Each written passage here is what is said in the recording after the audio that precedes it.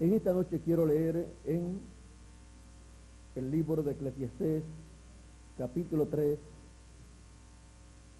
verso 1 y también el verso 15, que dicen así: todo tiene su tiempo, y todo lo que se quiere debajo del cielo tiene su hora.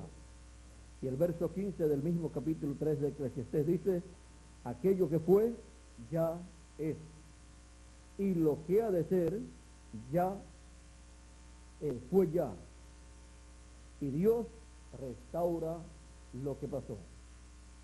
Que Dios bendiga su palabra en nuestros corazones y nos permita entenderla. El tema para esta noche es el orden divino para todas las cosas. Pueden tomar asiento si tienen la bondad.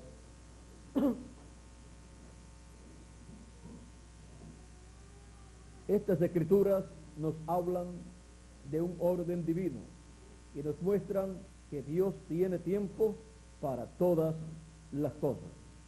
Encontramos que aún el día tiene tiempo. Cada día tiene el tiempo señalado por Dios. Y tiene el día, el tiempo y la hora en que debe salir el sol en el verano, o en el invierno también tiene su hora. Y también la caída del sol.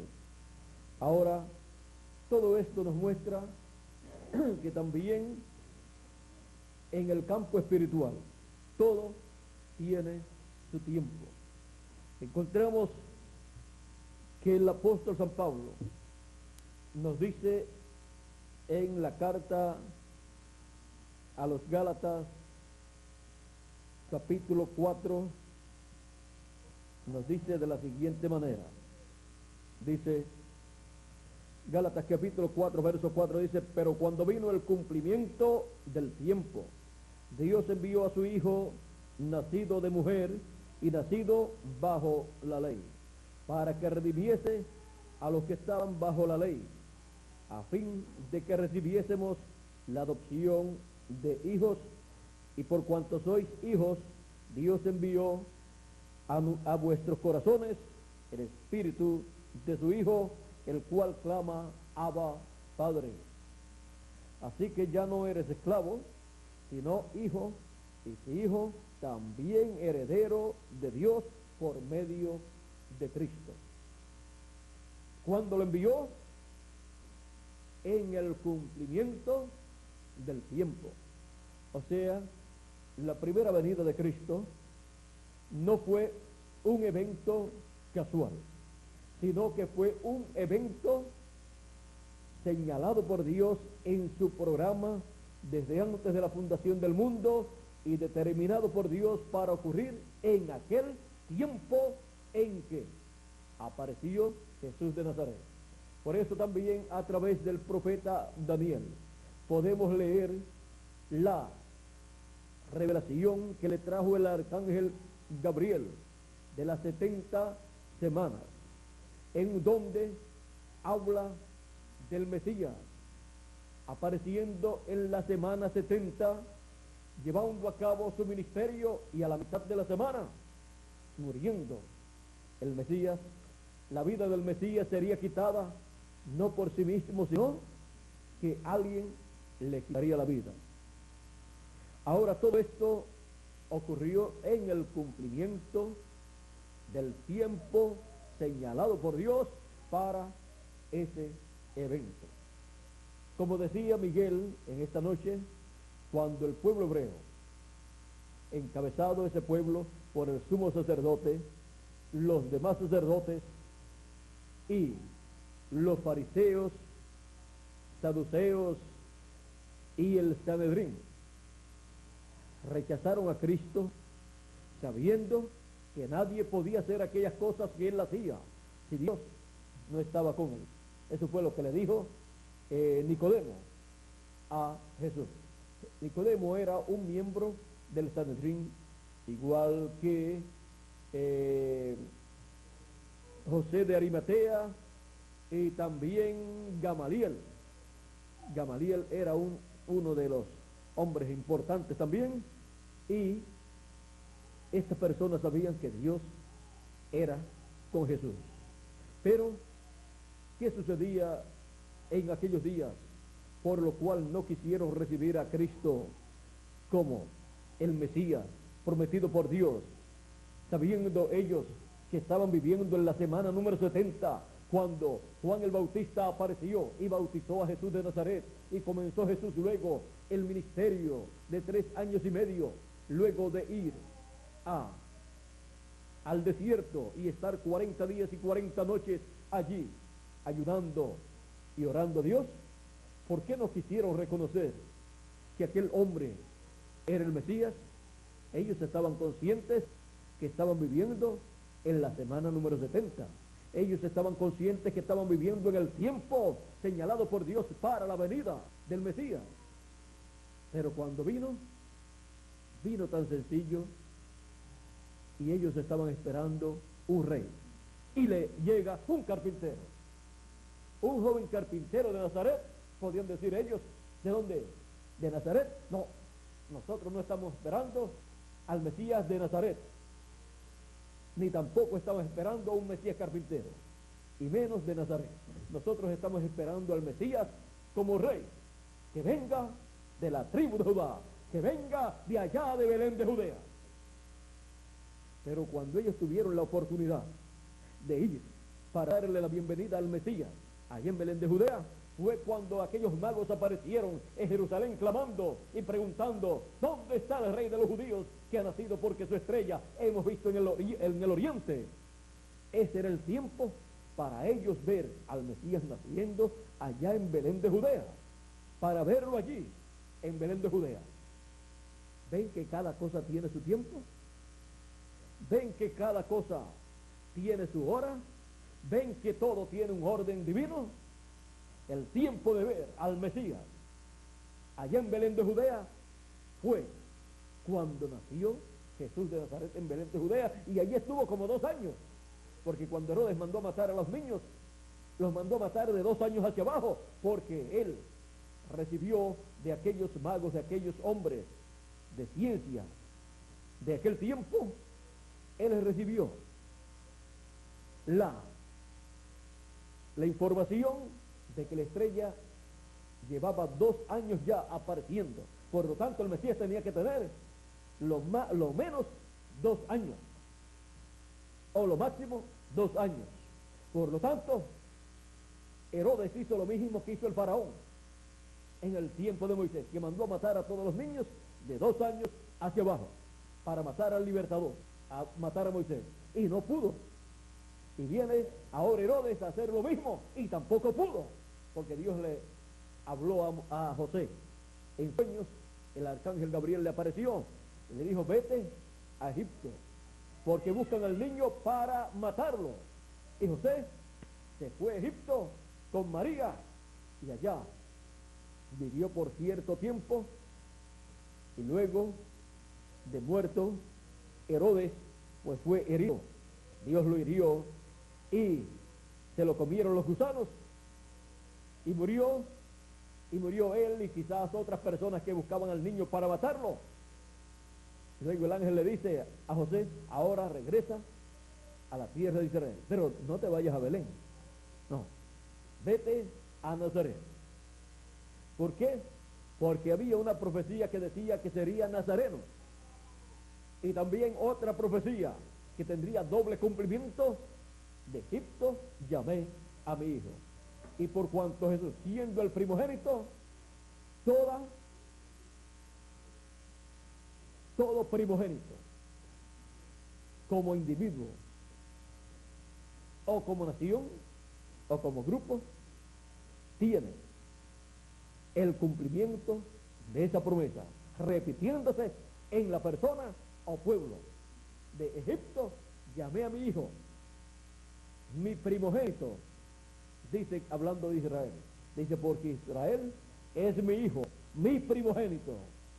Por lo tanto, es una bendición para primogénito. Ahora, encontramos que de Egipto lo llamó para que regresara a Israel. Ahora miren ustedes cómo también en Cristo se refleja, se cumple lo que aconteció con el pueblo hebreo.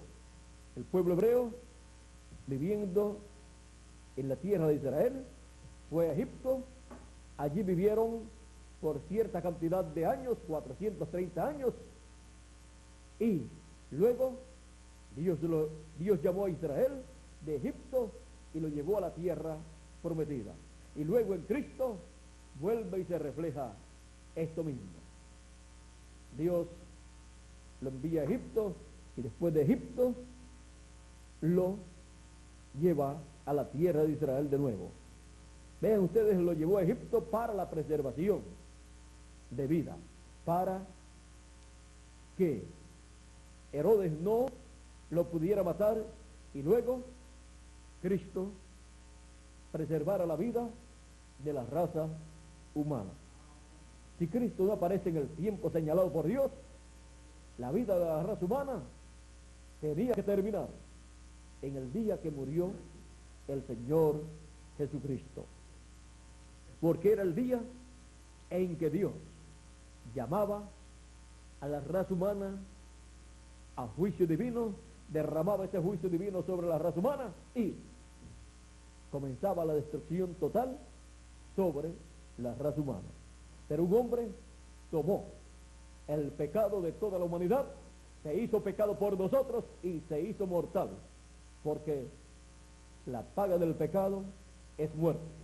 Al Cristo tomar el pecado de toda la humanidad, se hizo mortal y tenía que morir. Y al tener él tomar el pecado de todos, entonces Dios no veía pecado en las demás personas. Cristo tomó el pecado de la raza humana, quitó el pecado del mundo, como dijo Juan el Bautista. Ahora miren todas las cosas que estaban cumpliéndose en aquellos días. ¿Y por qué el pueblo hebreo no pudo ver que aquel hombre sencillo de Nazaret, criado en Nazaret, pero que había nacido en Belén de Judea, era el Mesías? Era un hombre tan sencillo, tan humilde. Él mismo dice: aprended de mí, que soy manso y humilde de corazón. Ahora, era tan sencillo que el pueblo hebreo, representado en sus líderes religiosos y políticos, no podían aceptar un Mesías tan sencillo, tan humilde, y que fuera un carpintero, menos, porque ellos esperaban que fuera un rey, que fuera una persona que reclamara el trono de David, como descendiente puro de la línea de David, y que fuera criado allá también, en Belén de Judea. Pero cuando Juan lo presentó, Juan no lo presentó como rey, y el pueblo hebreo lo que estaba esperando era el rey de Israel, el hijo de David. Juan el Bautista, siendo el precursor de la primera venida de Cristo, cuando lo vio dijo: he aquí el Cordero de Dios que quita el pecado del mundo. Lo presentó como Cordero, por eso vino manso y humilde de corazón, y vino en esa forma tan y tan sencilla como un sencillo carpintero de Nazaret. ¿Y qué fue lo que sucedió ahí? Que el pueblo hebreo estaba esperando no la primera venida de Cristo, sino la segunda venida de Cristo, porque la segunda venida de Cristo es donde Cristo viene como león de la tribu de Judá, como rey de reyes y señor de señores, como hijo de David. Ahora, en su primera venida, miren ustedes, luego el pueblo gentil ha sido el que lo ha recibido a Cristo como Cordero de Dios, hablando de la iglesia gentil.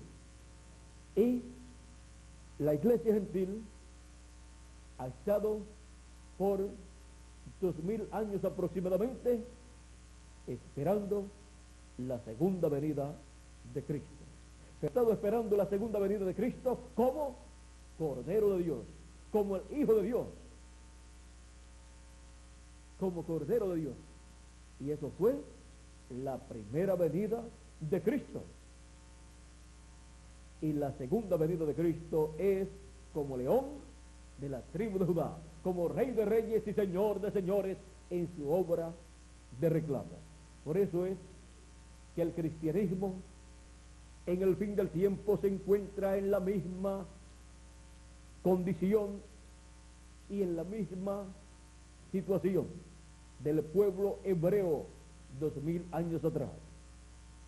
El pueblo hebreo lo estaba esperando en la forma que él vendría más adelante, su segunda venida, la segunda venida del ángel del pacto, del Dios de Abraham, de Isaac y de Jacob, del yo soy del Antiguo Testamento. Y miren ustedes, la iglesia gentil no ha entendido que la segunda venida de Cristo es como león de la tribu de Judá, como Israel no entendió que la primera venida de Cristo era como Cordero de Dios. En resumidas cuentas, Israel estaba esperando lo que la iglesia gentil recibiría en el fin del tiempo, y la iglesia gentil ha estado esperando lo que Israel recibió 2000 años atrás. En palabras claras, Israel está esperando y ha estado esperando y estaba esperando lo que acontecería en el fin del tiempo, lo que recibiría la iglesia gentil, lo que Dios cumpliría en el fin del tiempo. Y la iglesia gentil ha estado esperando y está esperando lo que ya Dios cumplió 2000 años atrás. Y el pueblo hebreo lo que Dios cumpliría 2000 años aproximadamente más adelante. O sea, que esa es la causa por la cual Israel estuvo ciego, fue cegado. La primera venida de Cristo cegó al pueblo hebreo. El velo de carne cegó al pueblo hebreo, pues su manifestación fue como Cordero de Dios. Y eso cegó al sumo pontífice, a los doctores de la ley, a los fariseos y saduceos, a los líderes religiosos de aquel tiempo, y por causa del pueblo ser guiado por ellos, cayeron en el hoyo, como dijo Jesús, que el ciego guía al ciego, ambos caerán en el hoyo, en el hueco. Y dijo a sus líderes religiosos: ciegos, guías de ciegos. Ciegos porque no veían el programa que Dios estaba llevando a cabo. No era que Jesús quería insultar a aquellas personas, sino porque verdaderamente estaban ciegos a lo que Dios estaba realizando en aquel tiempo, porque ellos lo que estaban esperando era la segunda venida, porque en aquel tiempo la venida de Cristo estaba presentada en la Escritura en tal forma que parecía ser una sola. Y esto confundió también a los teólogos de aquel tiempo, al sumo pontífice y a todos estos líderes religiosos. Y no comprendieron que la venida de Cristo tenía dos partes. La primera parte como Cordero de Dios, para quitar el pecado del mundo, la cual se cumpliría en medio del pueblo hebreo. Y la segunda parte es la venida de Cristo en el fin del tiempo, la venida del ángel del pacto en el fin del tiempo, como león de la tribu de Judá, como Rey de reyes y Señor de señores, como el Hijo de David en su obra de reclamo. Estas dos partes de la venida de Cristo tienen una distancia de 2000 años aproximadamente, y ellos no pudieron comprender este misterio de la venida de Cristo. Y ahora, en el fin del tiempo, el pueblo gentil que ha creído en la primera venida de Cristo y que se ha dado cuenta que Él murió en la cruz del Calvario para quitar el pecado del mundo, no ha comprendido plenamente que la segunda venida de Cristo es como león de la tribu de Judá, como rey de reyes y señor de señores en su obra de reclamo, como hijo de David, para la restauración de todos los hijos de Dios, los escogidos de Dios, a la vida eterna, para restaurar el título de propiedad a los escogidos de Dios, para que así tengan los derechos restaurados a la vida eterna, a la juventud eterna, al cuerpo eterno, a todo lo eterno que había perdido Adán en la caída, para que así nosotros lleguemos a ser a imagen y semejanza del Señor Jesucristo y estemos en la posición correcta que nos corresponde como hijos e hijas del Dios Altísimo, adoptados en el reino de Dios como reyes y sacerdotes, como hijos legítimos, primogénitos de Dios, con las bendiciones de la primogenitura siendo materializadas en cada uno de nosotros. Hemos visto que todo tiene un orden. Ahora, la promesa de la resurrección de los muertos en Cristo y la transformación de nosotros, los que vivimos, tiene un orden, y dice San Pablo que habrá una transformación para todos nosotros y recibiremos la inmortalidad, recibiremos un cuerpo inmortal, incorruptible, eterno, y seremos a imagen y semejanza del Señor Jesucristo. Y él dijo que sería en cierto tiempo. Dijo: he aquí os digo un misterio. Todos ciertamente no dormiremos, pero todos seremos transformados en un momento, en un abrir y cerrar de ojos. A la final, trompeta, porque será tocada la trompeta y los muertos en Cristo, resucitarán primero en cuerpos incorruptibles, por supuesto, y nosotros los que vivimos seremos transformados. Esa es una promesa divina y está bajo un orden divino. Ninguna persona puede obtener el cumplimiento, la materialización de una promesa divina, a menos que no se sujete al orden divino para esa promesa. Todas las promesas de Dios están bajo un orden divino, porque todas las cosas tienen un orden divino. Por eso es necesario conocer el orden divino para cada cosa que nosotros deseamos que Dios cumpla, materialice en cada uno de nosotros. Todas las bendiciones de Dios están bajo el orden divino. Todo está bajo un orden divino. Toda la naturaleza está bajo un orden divino, leyes divinas. El orden divino son las leyes divinas que gobiernan todas las cosas que Dios ha establecido.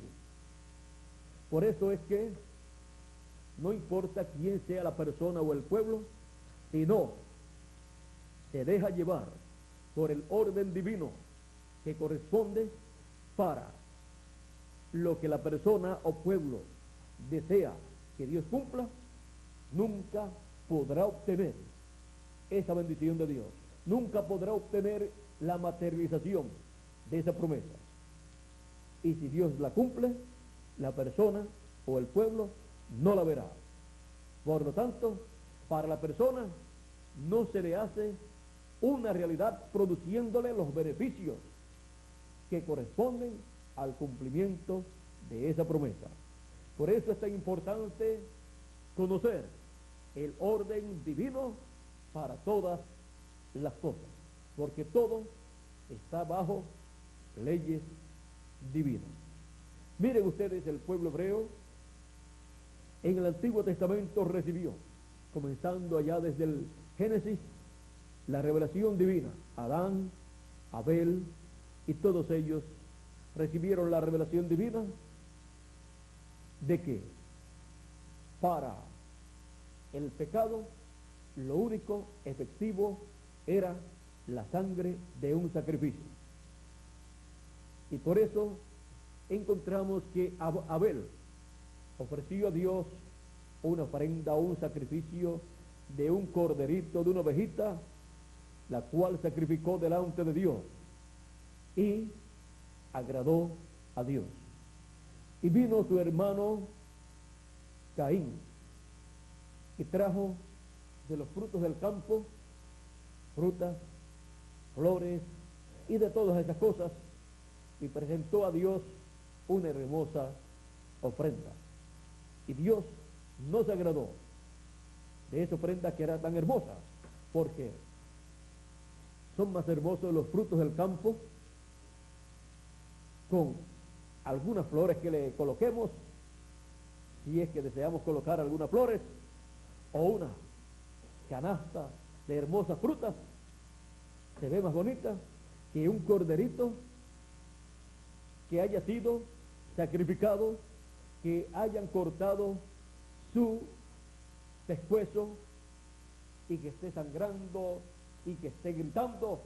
Eso se ve triste, porque toda persona cuando ve un animalito que lo están matando se pone triste, porque es que la vida de ese animalito se está yendo de él y todo el mundo se pone triste.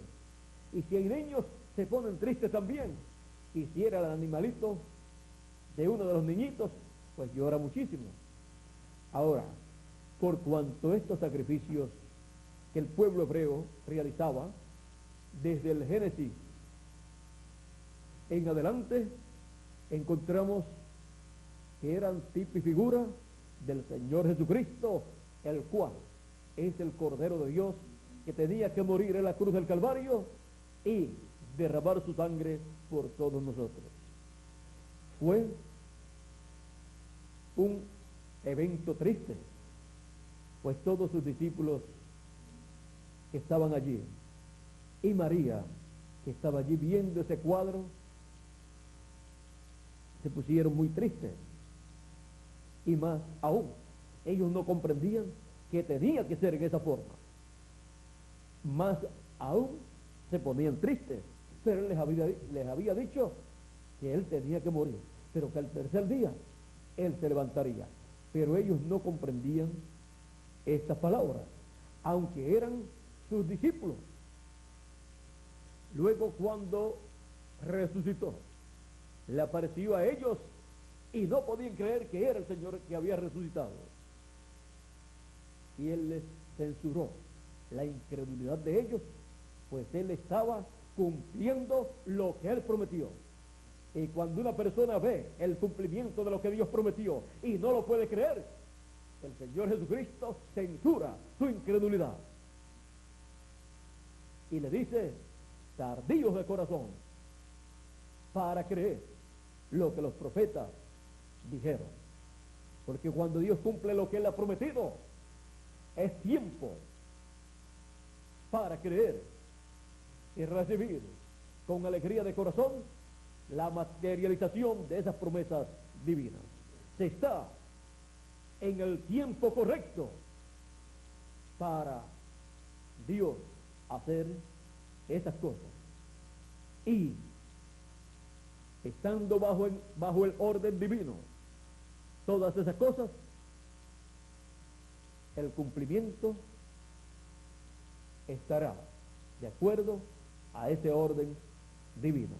En palabras más claras, la persona podrá, o el pueblo podrá, tomar el cumplimiento y juntarlo con la Escritura y ver que es exactamente la materialización de la Escritura. Es la palabra escrita convertida en realidad. Y no hay persona que pueda negar el cumplimiento de la palabra escrita cuando se lleva a cabo, que puede después decir delante de Dios que él no sabía. Más bien, Dios se responsabiliza a la persona o al pueblo que rechaza el cumplimiento de lo que él prometió.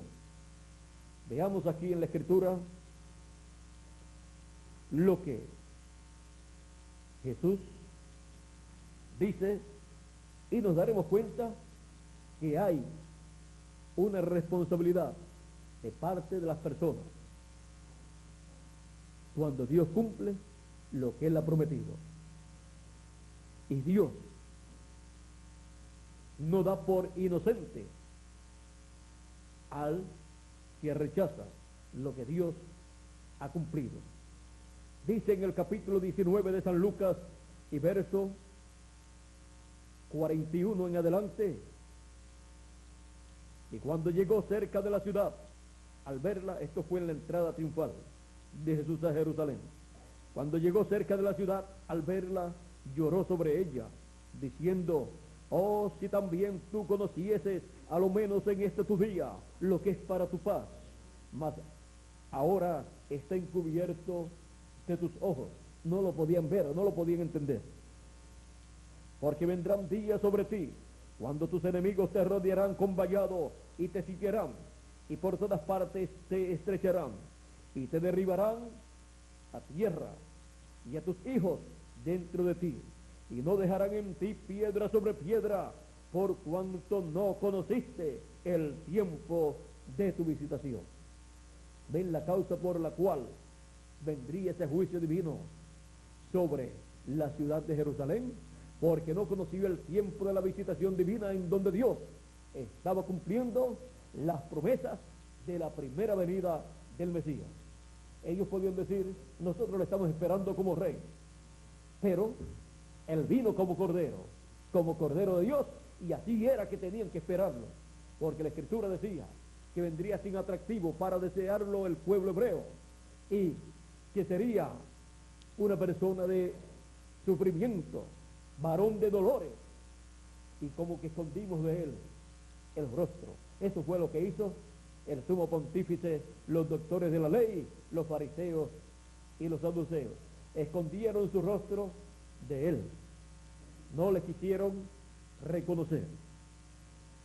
Y por cuanto estaban rechazando el cumplimiento de lo que Dios prometió, tenían una consecuencia que sufrir, y era el juicio divino. Ninguna persona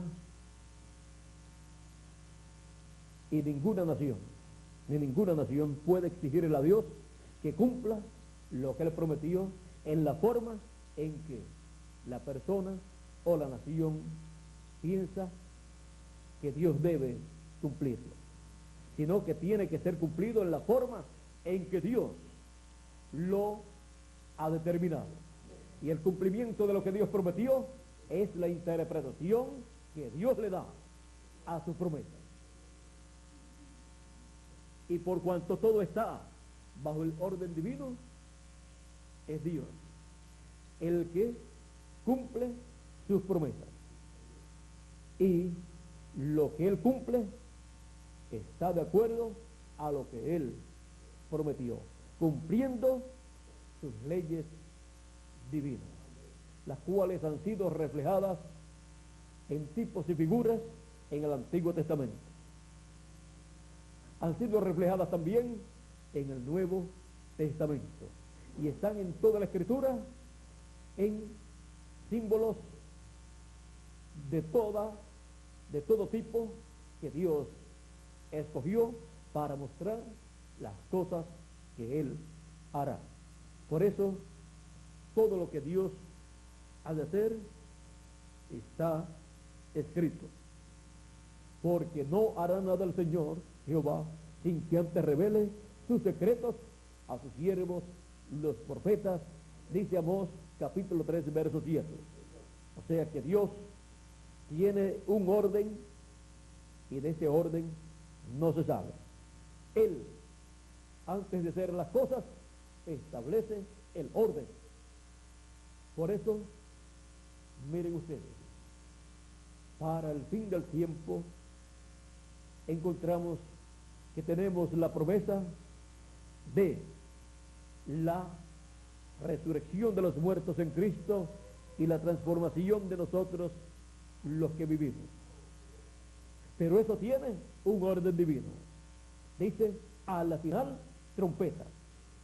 Pueden estar muchas personas que han leído la Biblia esperando la transformación de su cuerpo. Pueden estar diciendo, yo voy a orar mucho para recibir mi transformación. Y eso está bueno, orar mucho. Nadie ora de más. Cualquier persona puede orar menos de lo que debe orar, pero nunca orará más de lo que debe orar. Ahora,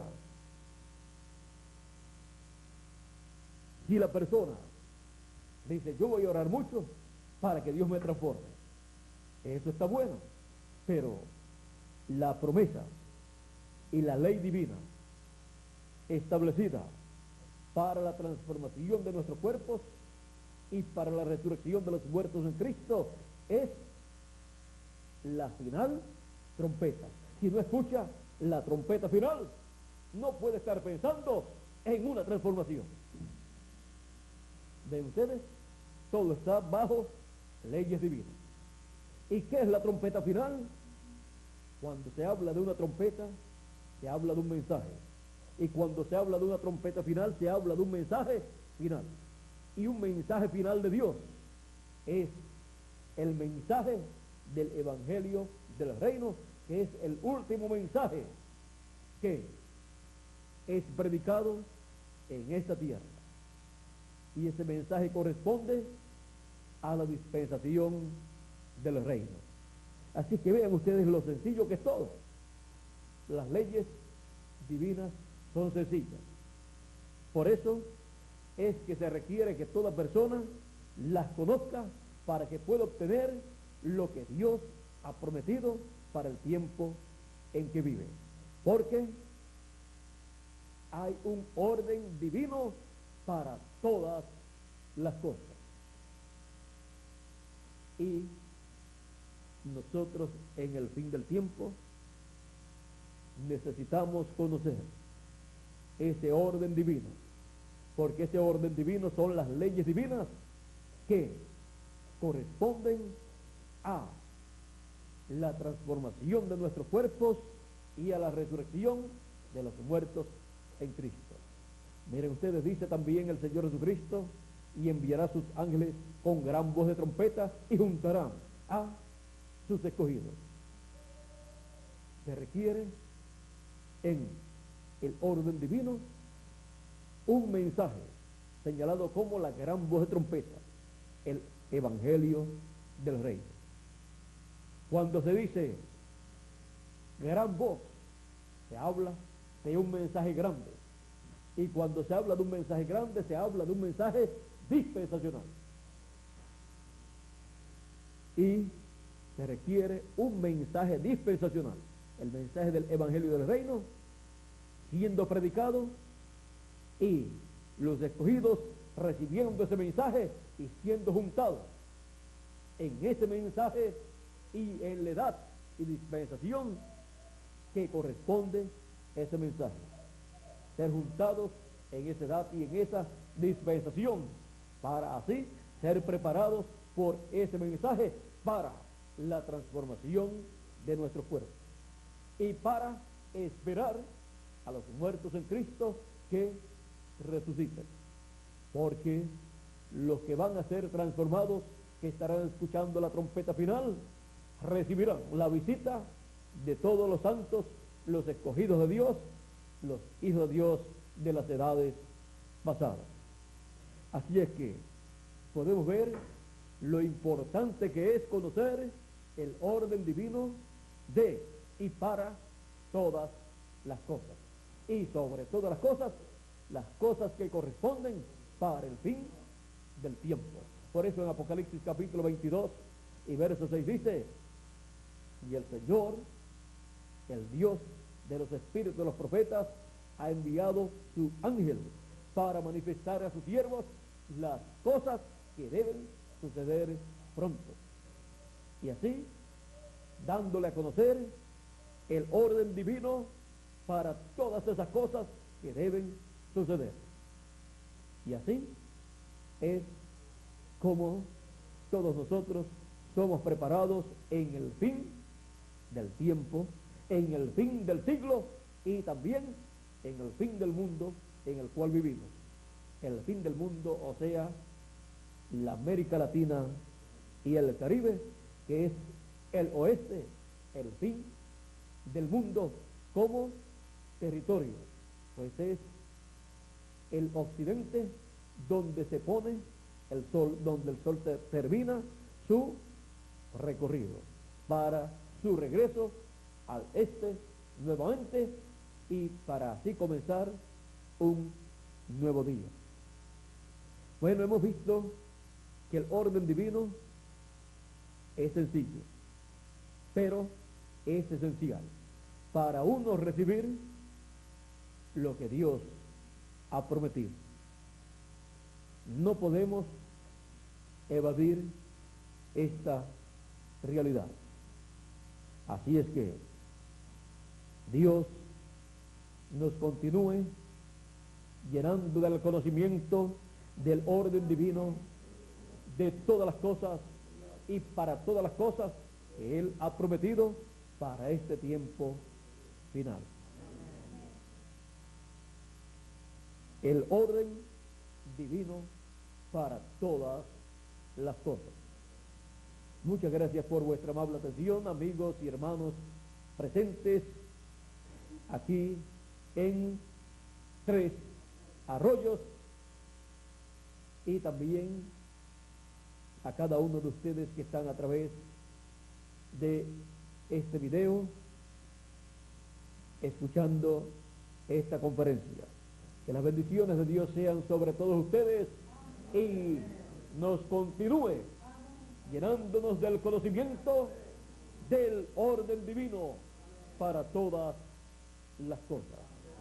Y el ángel del pacto que guió a Abraham, a Isaac y a Jacob nos guíe en esta hora final y nos bendiga a todos. Amén. Con nosotros nuevamente Miguel Bermúdez Marín para finalizar nuestra parte en esta noche. Ha sido para mí un privilegio grande y una bendición grande estar con ustedes en este año, visitándolos, y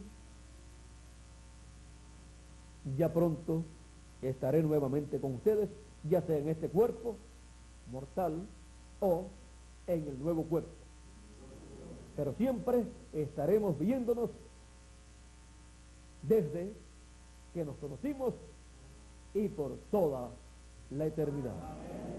Porque nos hemos conocido para siempre ser buenos amigos, buenos hermanos y seguir compartiendo siempre las bendiciones de Dios. En este tiempo, en el milenio y por toda la eternidad. Para eso nos está dando a conocer el orden divino de todas las cosas, que son las leyes divinas. Bueno, por aquí ya tenemos a Miguel con nosotros. Que Dios les continúe bendiciendo a todos y que Dios les guarde y nos veremos muy prontito. Dios les bendiga.